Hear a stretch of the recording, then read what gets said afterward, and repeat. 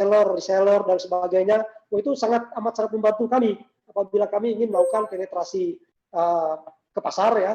Karena bagaimanapun KUR ini selain menjadi tugas kami sebagai lembaga perbankan, tapi juga merupakan tugas dari pemerintah.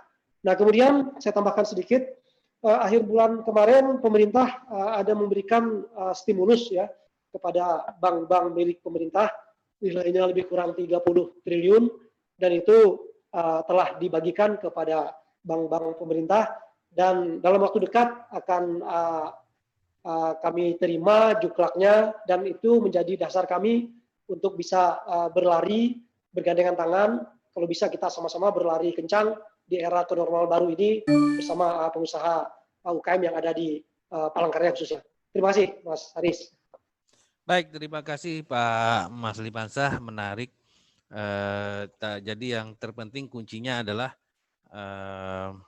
usahanya tidak fiktif, kemudian cash flow-nya ada, market share-nya jelas, dan kemudian mempunyai beberapa syarat tadi yang diinikan, sehingga bisa mendapatkan bantuan, bukan bantuan sih ini, stimulus berupa KUR. Siap? Mohon maaf Mas Haris, ada satu yang terlupa. Ya, silakan Pak. Orang tercela perbankan. Artinya gini, kita mempunyai sistem yang namanya sistem informasi debitur ya, atau yang dikenal masyarakat dengan BI checking ya. Itu dia tidak terdapat noda merah di situ ya. Jadi kalau syarat-syarat itu terpenuhi, tambahan tadi ya saya lupa menyampaikan, mohon maaf. Itu insya Allah tidak ada masalah. Oke, terima kasih. Baik, terima kasih. Yang terpenting BI checkingnya juga tidak merah ya. Itu mungkin yang paling penting diperhatikan oleh UMKM yang ada di Kalimantan Tengah. Baik, sekarang sudah ada apa kira-kira dasar-dasar ketika kita mau membangun bisnis UMKM secara digital. Ada basic-basic yang memang kita harus siapkan, aplikasi-aplikasi yang kita memang harus siapkan. Kemudian persoalan database, bagaimana mengembangkan market share ke yang lebih luas. Kemudian perusahaan perbankan yang ada di Kalimantan Tengah, baik Bank Kalteng maupun BNI, sudah membuka peluang bagi UMKM yang ingin mengajukan permodalan melalui program-program apakah itu KUR dan lain-lain. Nah, saya ingin ke Mas Siswanto dari Rumah Kreatif yang membawahi sekitar 60-an UMKM. Nah, Mas Siswanto melihat peluang ini, kira-kira langkah apa ke depan yang akan dilakukan oleh Rumah Kreatif? Artinya ini ada pola-pola bisnis digital yang sudah dipaparkan oleh Mas Burhan. Kemudian ada peluang untuk melakukan penambahan modal dari perbankan yang ada di Kalimantan Tengah, baik itu Bank Kalteng maupun Bank BNI.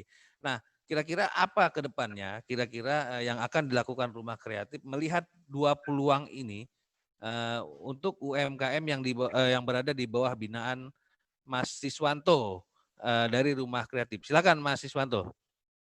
Baik, terima kasih untuk kesempatan kedua kali ini. Yang pertama mungkin di masa pandemi ini memang saatnya kita harus introspeksi dengan apa sih fondasi yang terkuat saat ini. Jadi secara nggak langsung bahasanya kita pasang kuda-kuda nih. Next mau diapain UMKM yang kita kelola saat ini. Kemudian mungkin juga fokus pada konsumen, demand-nya apa sih sebenarnya yang lagi tren hari ini. Kalau kita memaksakan dengan yang produk kita walaupun cukup unik, bagus, saya pikir itu tidak menjamin untuk keberlangsungan sebuah UMKM. Juga tadi saya sampaikan tentang inovasi dan kreativitas, karena dengan itu bisa secara pelan-pelan bisa menjawab kebutuhan apa yang diinginkan oleh pasar. Memang kalau dari konvensional menuju daring atau online itu memang tidak segampang ya dengan kota-kota besar, khususnya di tempat kami. Pertama, setidaknya dia memiliki gadget yang mendukung, kemudian juga SDM yang mampu yang mengoperasikan. Itu pertama kali. Kalau hanya lokal, saya pikir media sosial juga cukup membantu, dari aplikasi personal, WhatsApp, kemudian Facebook, Instagram, mereka sudah melakukan dan kami juga bantu melalui Instagram RKB Kota Waringin. Tapi sekali lagi itu bukan jaminan satu-satunya memajukan sebuah UMKM mereka. Saya selalu support untuk mereka membuka link-link lain di daerah-daerah sekitar, mungkin sampai wilayah Palangkaraya, bahwa kebetulan ini ada Bu Masa Ulang, juga bagian dari Mitra Bina RKB Kota Waringin. Dia sudah punya beberapa titik mitra di Kota Waringin Timur, kabupaten tetangga, kemudian juga Kota Palangkaraya. Ini bagian-bagian dari strategi. Kita tidak bisa menguasai dunia, paling tidak kita menguasai wilayah terkecil kita dulu. Memang kalau di daerah untuk ongkos kirim juga jadi sebuah PR besar ketika hanya beli 1, 2, 3 bungkus, sementara ongkirnya melebihi dari harga produk, itu juga menjadi problem sebenarnya.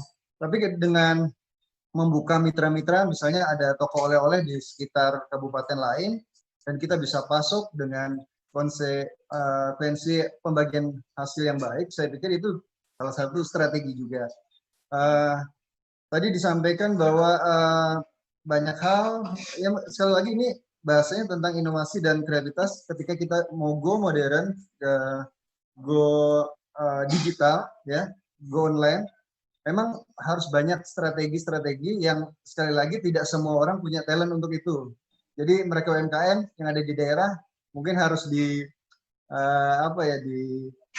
upgrade lagi untuk bisa kencang berlari, seperti yang disampaikan Pak Mas Dipansa tadi. Dia harus bisa cepat.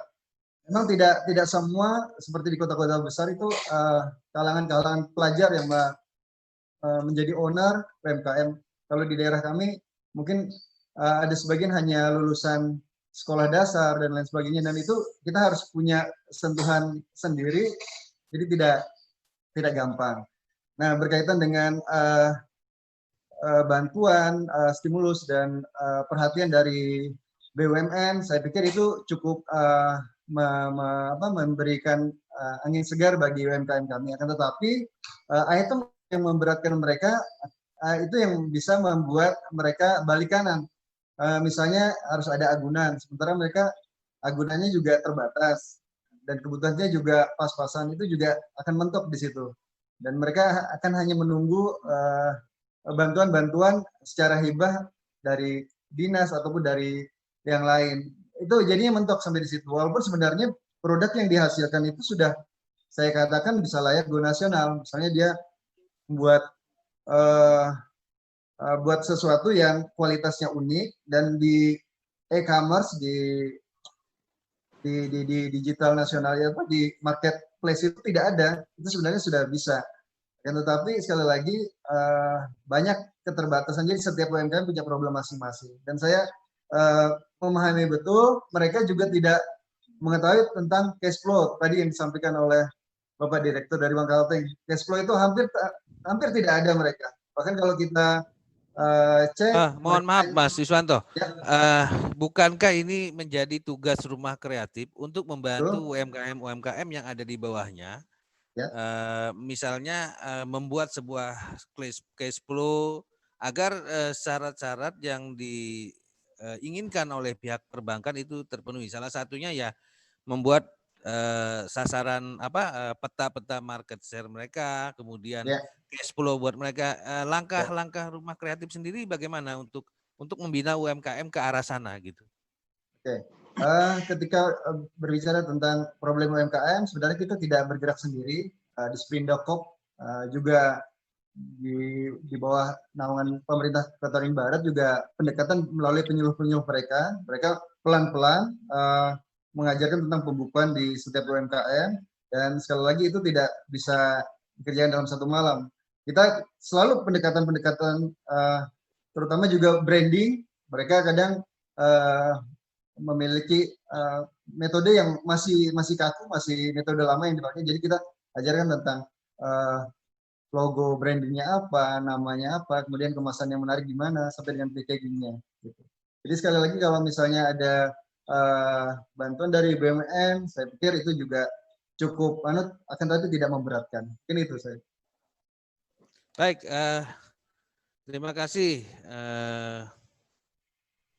Pak Siswanto yang sudah memberikan penjelasan bagaimana trik-trik membina UMKM di bawah binaan rumah kreatif, dan ini saya pikir peluang juga buat rumah kreatif untuk melakukan pembinaan terhadap UMKM, bagaimana mengarahkan mereka ke arah bisnis digital yang baru, kemudian bagaimana tentunya membuat sebuah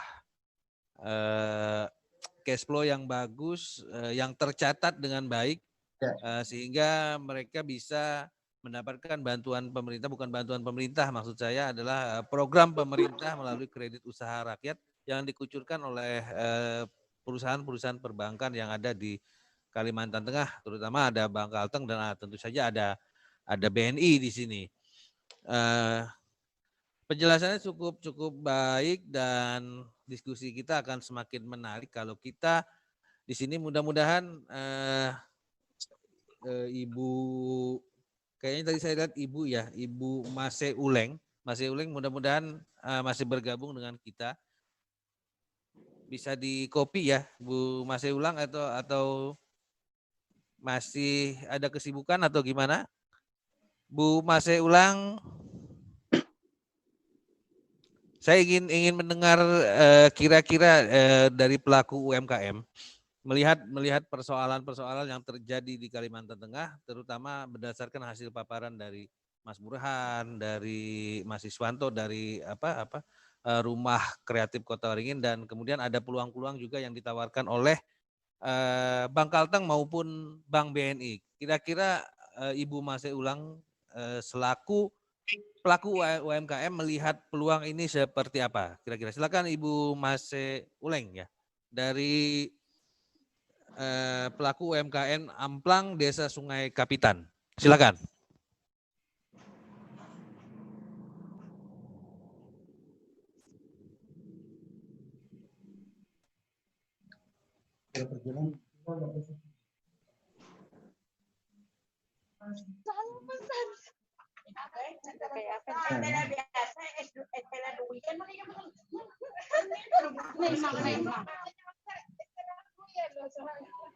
Kayak apa maksudnya nih? Ya, suaranya masih agak kecil Bu. Mungkin Suaranya masih bisik. Kita lagi di stasiun nih Pak, jadi nggak bisa. Singkat saja, berisik singkat gitu. saja Bisa. dari paparan para narasumber. Mungkin Ibu kira-kira ada menangkap peluang nggak kira-kira untuk pengembangan bisnis UMKM dari kelompok yang Ibu jalankan sekarang? Ya kalau peluang insya Allah ke depannya mungkin ada Pak. Sebab untuk saat ini yang tadinya kita bisnis amplang, produk amplang itu, nah sekarang kita beralih ke produk basah seperti kerupuk basah gitu loh. Jadi hampir tiap hari kita bikin, itu pun delivery juga. Jadi setiap hari kita bikin peminatnya juga alhamdulillah cukup banyak. Apalagi Umai dan Pangkalambun itu sangat diminati. Iya. Kalau untuk peminjaman modal kayaknya sangat bagus apa yang disampaikan Bapak tadi, berarti ada peluang untuk kita UMKM meminjam karena ada kompensasinya tadi ya, ibaratnya bisa minjam sekian, terus untuk pembayarannya sekian, itu yang bikin kita berminat Pak. Ya cukup itu aja Pak, namanya kami ini di stasiun, jadi berisik. Siap, terima kasih Ibu, terima kasih. Mungkin Ibu juga bisa menangkap kira-kira ada peluang yang diincar kayaknya tadi soal KUR ya, untuk mengembangkan usaha dari kelompok masyarakat di Sungai Kapitan. Baik, ini kayaknya sudah ada pertanyaan dari Edia Moralia. Ini saya bacakan dulu. Jatuh bangun di kalangan UMKM sudah biasa terjadi. Kalau mendengar cerita pelaku UMKM tadi nggak usah diperhatikan nggak usah diperhatikan pemerintah, kalangan UMKM biasanya punya cara sendiri untuk survive. Ini terbukti saat pandemi NPL, sektor